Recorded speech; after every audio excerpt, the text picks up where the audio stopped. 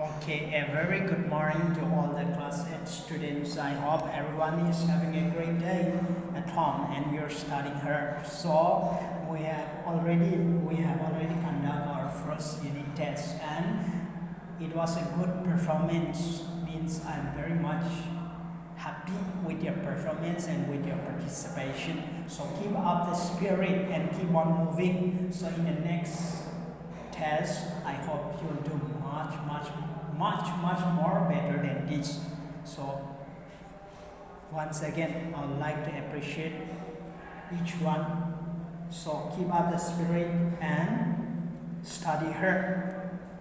So we were dealing on this one in the last class, chapter 2, vision set by our constitution. So I have already tell you to remember the preamble of our country, India. तो हम लोग preamble देख रहा था. We have also seen that preamble एक preface या highlight है. Indian Constitution का एक preface या highlight माना जाता है preamble को. ये पूरा 448 को यही गाइड करता है ये preamble. तो हम लोग एक से देख रहा था कि सोवरिन क्या है, सोशलिस्ट क्या है, सेकुलर क्या है. So we have seen that sovereign means कोई भी, मीन्स इंडिया एक फ्रीडम है, कोई भी देश हम लोगों को कंट्रोल नहीं कर रहा है और यहाँ का लोग ही डिसीजन ले रहा है. मीन्स यहाँ का लोग ही अपना लीडर चुन रहा है. कोई भी आउटसाइड या फोर्स हम लोगों को इन्फ्लुएंस नहीं कर रहा है. एक फ्री विल से लोग यहाँ अच्छी तरह से रह रहा है, उसको सोवरिन बोला जाता है. मीन्स फुल्ली इंडिपेंडेंस कंट्री है इंडिया, किसी का अंडर में नहीं है. एंड सोशलिस्ट मीन्स जैसे मैंने बोला है, सोशलिस्ट का बार मैंने अच्छी तरह से आप लोगों को समझा दिया था. सोशलिस्ट मीन्स इंडिया में इसको सिर्फ इकोनॉमिक और सोशल इक्वलिटी के लिए ऐड किया गया इंडिया में सोशलिस्ट वर्ड को, और रीडिस्ट्रीब्यूशन ऑफ वेल्थ और इनइक्वालिटीज को, रिमूवल ऑफ इनइक्वालिटीज को हटाने के लिए, और मिनिमम बेसिक नेसेसिटी सब इंडियंस को मिल सके इसीलिए इसको ऐड किया गया प्रियम्बल में. और equal pay for equal work, इसको ये जस्टिस मिलने के लिए ये सोशलिस्ट वर्ड को मीन्स इंडिया में प्रियम्बल में डाला गया. एंड डोंट फॉरगेट, इंडिया एक सोशलिस्ट कंट्री नहीं है, लेकिन सोशलिस्ट वर्ड को प्रियम्बल में डाला गया only for economic and equality को हटाने के लिए. देन सेकुलर एक बहुत इंपॉर्टेंट फीचर्स माना जाता है इंडियन कॉन्स्टिट्यूशन का या प्रियम्बल का. सेकुलर मीन्स मैंने जैसे बोला है, India does not have a state religion. India का, देश का एक खुद का, कंट्री का एक रिकॉग्नाइज रिलीजन नहीं है. कोई भी धर्म, कोई भी मीन्स लोग कोई भी धर्म फॉलो कर सकता है, या कोई भी व्यक्ति कोई भी धर्म को फॉलो कर सकता है, या कोई भी व्यक्ति किसी भी धर्म को वो नहीं भी फॉलो कर सकता है, वो उसका मर्जी है. तो इंडिया एक सेकुलर कंट्री है. Then so we will deal. A state is neither religious nor irreligious or anti-religious. तो एक सेकुलर स्टेट है, वो रिलीजियस भी नहीं बोल सकता है, एकदम रिलीजियस भी नहीं बोल सकता है, इरिलीजियस भी नहीं बोल सकता है, या एंटी रिलीजियस भी नहीं बोल सकता है. एक सेकुलर कंट्री को वहाँ पूरा लोगों को आज़ादी दिया जाता है. मीन्स चाहे कोई भी धर्म को मानो या ना मानो, या मानो अच्छी बात है, ना मानो वो भी अच्छी बात है, ऐसा है, पूरा आज़ादी देता है इंडिविजुअल को. उसको एक सेकुलर कंट्री माना जाता है. Rather it is quite neutral in matters of religion. तो एक सेकुलर देश न्यूट्रल होता है रिलीजन का मामले में, किसी भी धर्म को वो फेवर नहीं करता है या किसी भी धर्म को सपोर्ट नहीं करता है एक सेकुलर कंट्री. तो इंडियन कॉन्स्टिट्यूशन में जैसे मैंने बताया, आर्टिकल 25 में लिखा हुआ है freedom of conscience. Means freedom means आपको फ्रीडम दिया गया है रिलीजन को वर्शिप करने के लिए. India is a secular state that neither encourage not discourage any religion. तो इंडिया एक सेकुलर स्टेट है, किसी भी रिलीजन को वो लोग इनकरेज नहीं करता है, बढ़ावा नहीं देता है, किसी भी रिलीजन को वो लोग डिस्करेज भी नहीं करता है इंडिया में। This has two implications और उसको ये अप्लाई होता है दो तरीके से। एक है firstly every individual in and practice any religion he she belongs to, तो every individual को freedom दिया गया है कि बिलीव कर सकता है और प्रैक्टिस कर सकता है कोई भी रिलीजन को, या वो लोग आराम से फॉलो कर सकते हैं रिलीजन को जो वो बिलोंग करता है। और secondly the state does not discriminate, that means secondly the country does not discriminate any individual or group on the basis of religion, that means India में किसी भी व्यक्ति को डिस्क्रिमिनेट नहीं करता है रिलीजन का नाम से इंडिया में, या किसी भी कॉन्स्टिट्यूशन के द्वारा से किसी भी रिलीजन को या किसी भी व्यक्ति को आप डिस्क्रिमिनेट नहीं कर सकता है उसका रिलीजन को देख के। The foremost aspect of secularism is to separate religion from the state power, तो सबसे important foremost जो aspect है secularism का वो है means सेपरेट करना है रिलीजन को फ्रॉम द गवर्नमेंट से रिलीजन को सेपरेट करना है। रिलीजन अपना जगह में है और मीन्स सरकार अपना जगह में है, तो यही इम्पोर्टेंट एस्पेक्ट है, सबसे इम्पोर्टेंट एस्पेक्ट है सेकुलरिज्म का, यही means separate religion from the state power, means country का जो गवर्नमेंट से जो स्टेट पावर है उससे रिलीजन को सेपरेट रखना है, ये सेकुलरिज्म का मोस्ट इम्पोर्टेंट एस्पेक्ट है। This separation make it easy for a country to work on democratic lines completely, तो ये सेपरेशन कंट्री को क्या बनाता है, एक देश को अच्छी तरह से काम करने के लिए डेमोक्रेटिक लाइंस में अच्छी तरह से काम करने के लिए मदद करता है ये सेपरेशन। अगर रिलीजन पॉलिटिक्स ज्वाइन हो गया तो ये बहुत खतरा का संकेत हो जाता है, क्योंकि रिलीजन पॉलिटिक्स ज्वाइन होने से जो रिलीजन ग्रुप जीतता है और गवर्नमेंट में पावर होल्ड करता है वो अपने रिलीजन को बढ़ावा देगा। इसीलिए सबसे इम्पोर्टेंट है सेकुलरिज्म का इम्पोर्टेंट एस्पेक्ट है वो है रिलीजन को अलग करना स्टेट पावर से। और जब ऐसा अलग होता है, तो जब ऐसा सेपरेशन होता है तो देश को रन करने में डेमोक्रेटिक वैल्यूज में रन करने के लिए बहुत इजी हो जाता है जब रिलीजन को स्टेट से सेपरेट कर देता है।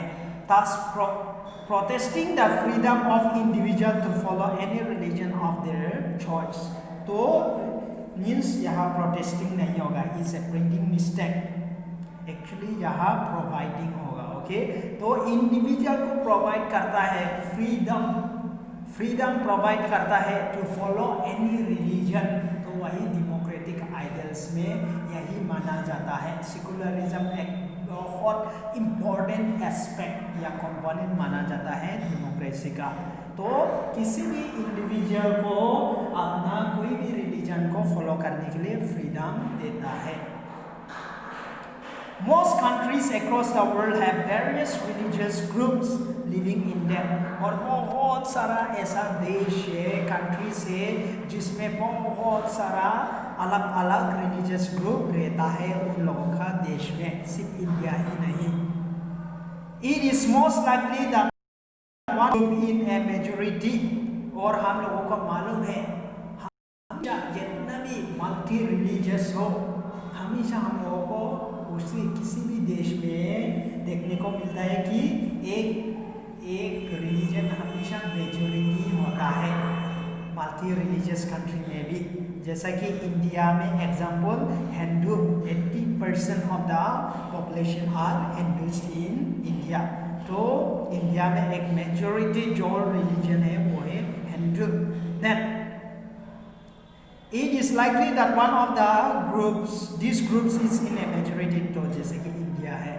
In such case, if the majority religious group sets a hold of the state power, then it may misuse the power and resources against the people of other religion, तो ऐसा हम लोगों को multi religious country में हमेशा ऐसा देखने को मिलेगा कि एक रिलीजन हमेशा मेजॉरिटी होता है उस देश में, किसी भी देश में।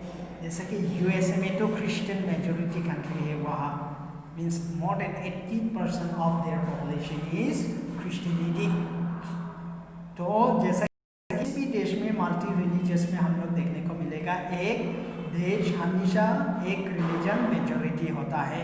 तो इन सच ऐसा सिचुएशन में तो मेजॉरिटी रिलीजन्स या मेजॉरिटी रिलीजियस ग्रुप जब पावर लेता है गवर्नमेंट में, स्टेट में जब पावर लेता है, तो वो मीन्स लाइकली वो लोग अपना पावर को और रिसोर्सेस को मिसयूज कर सकता है अगेंस्ट अदर रिलीजन। तो वह हाई चांसेस बन जाता है कि अपना पावर और अपना रिलीजन्स को आगे बढ़ाने के लिए वो लोग मिसयूज कर सकता है, ऐसा हाई चांसेस बन जाता है इन जगहों में। Then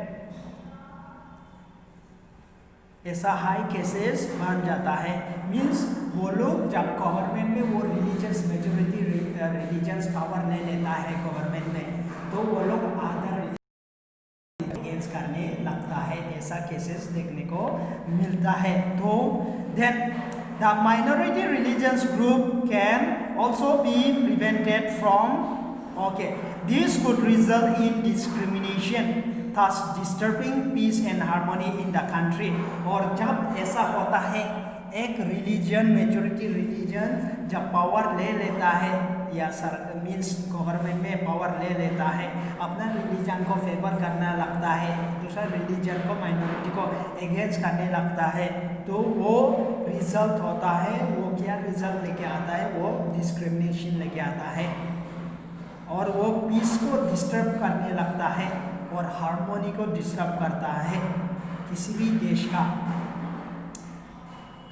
The minority religions group can also be prevented from practicing their own religion। और minority religions को वो लोग against करने लगता है और उन लोगों को वो लोग stop कर means prevent करने लगता है उन लोगों का religion को practice करने के लिए, जब मेजॉरिटी रिलीजियस लोग पावर ले लेता है। ऐसा केसेस मल्टी रिलीजियस कंट्री में देखने को मिलता है कि जब ऐसा मेजॉरिटी रिलीजियस गवर्नमेंट में पावर ले लेता है, दूसरा माइनॉरिटी को वो लोग हमेशा मीन्स अगेंस्ट करने लगता है, डिस्क्रिमिनेट करने लगता है, जो पीस और हार्मोनी को डिस्ट्रॉय कर देता है उस देश का।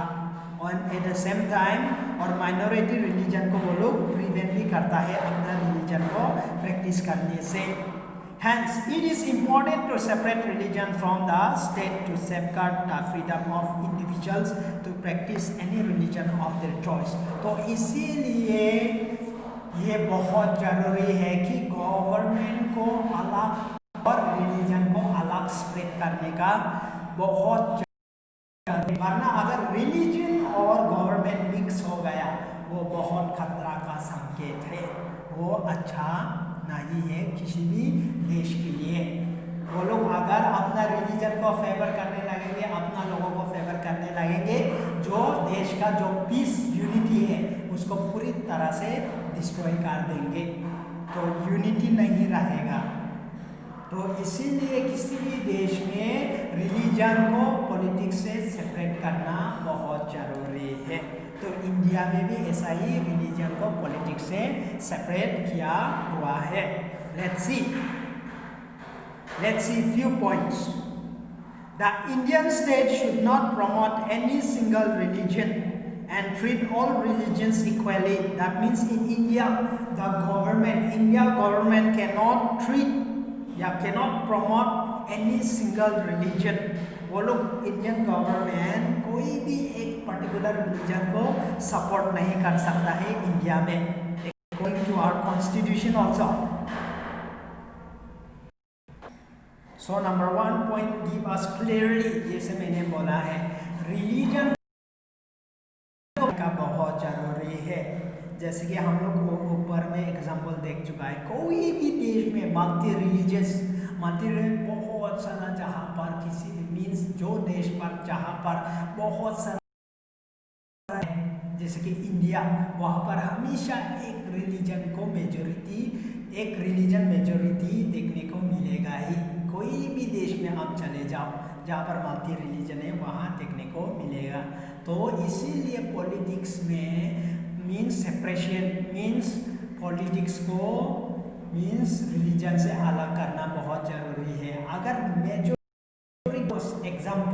मेजोरिटी रिलीजन लोग अगर गवर्नमेंट में पावर ले लिया है तो वो लोग डिस्क्रिमिनेट करना शुरू कर देगा अलग रिलीजन को, और जो पीस हार्मोनी है यूनिटी है कंट्री का पूरी तरह से डिस्ट्रॉय कर देगा वो, क्योंकि वो लोग रिलीजन को पॉलिटिक्स में मिला देगा। तो इसीलिए रिलीजन को पॉलिटिक्स में मिलाना नहीं चाहिए। रिलीजन अपनी जगह और पॉलिटिक्स अपनी जगह होना जरूरी है। तो इंडिया में इसलिए ये फॉलोइंग पॉइंट्स एडॉप्ट किया गया है इंडिया में कि इंडियन गवर्नमेंट या इंडियन स्टेट कोई भी रिलीजन को पर्टिकुलर रिलीजन को प्रमोट नहीं कर सकता है, और सब रिलीजन को इक्वल ट्रीटमेंट करना पड़ेगा या इक्वली ट्रीट करना पड़ेगा सब इंडिया का रिलीजन को। ये कॉन्स्टिट्यूशन में मीन्स मेंशन किया हुआ है क्लियरली। वो नंबर 1 पॉइंट है इंडिया में यही है कि गवर्नमेंट कोई भी रिलीजन को सपोर्ट नहीं कर सकता है, सबको इक्वली बराबर ट्रीट करना पड़ेगा गवर्नमेंट को। The Indian state should follow a policy of non-intervention and respect all religious sentiments without interfering with any of the religious practices. तो इंडियन गवर्नमेंट वो लोग क्या पॉलिसी फॉलो करना पड़ेगा? इंडियन गवर्नमेंट को फॉलो करना है policy of non intervention. Means Indian government को फॉलो करना है कि रिलीजियस मैटर में गवर्नमेंट का भी दखल अंदाजी नहीं करेगा।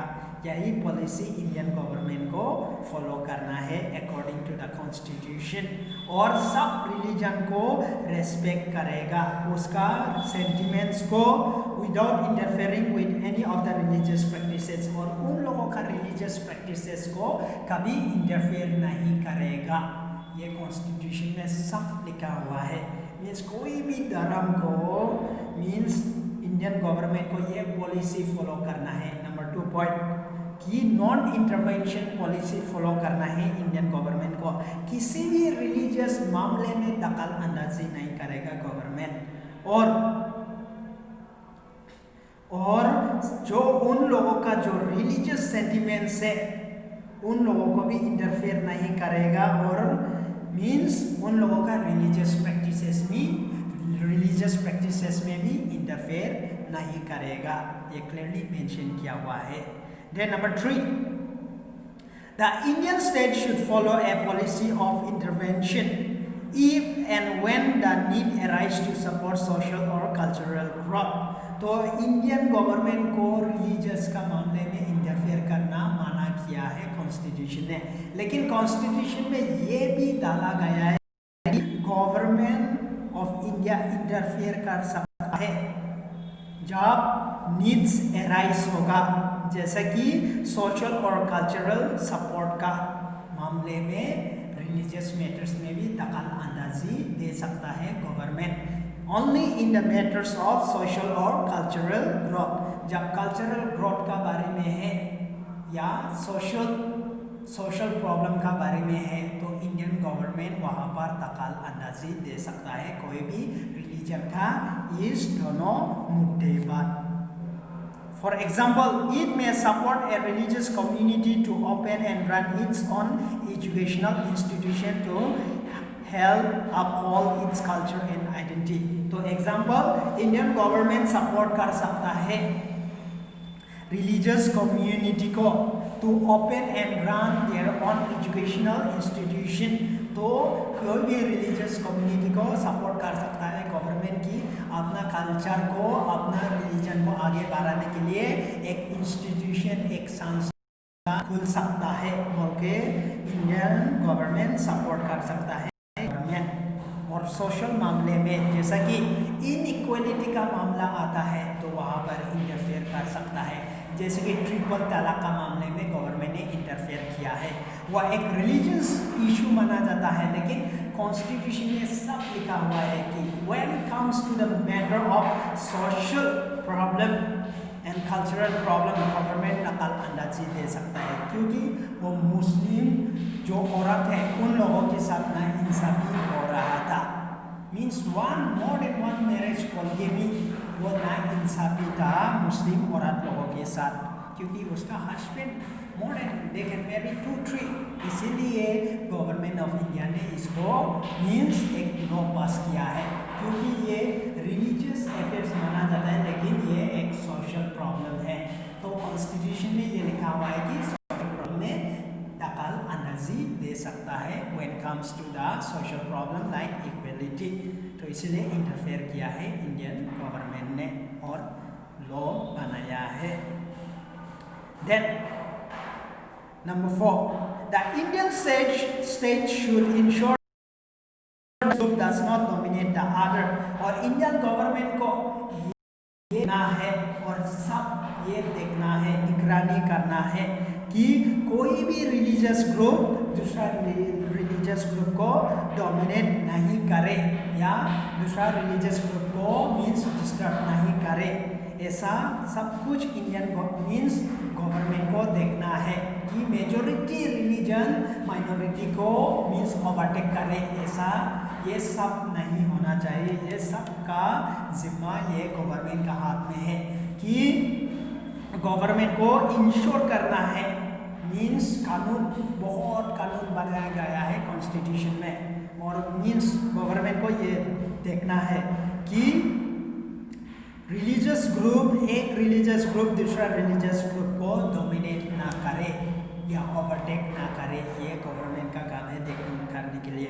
And last point, the Indian state should protect members of a religious group from being dominated by other members same group. तो इंडियन गवर्नमेंट को ये लोगों को प्रोटेक्ट करना है, protect from a religious group from being dominated by other members of the same group।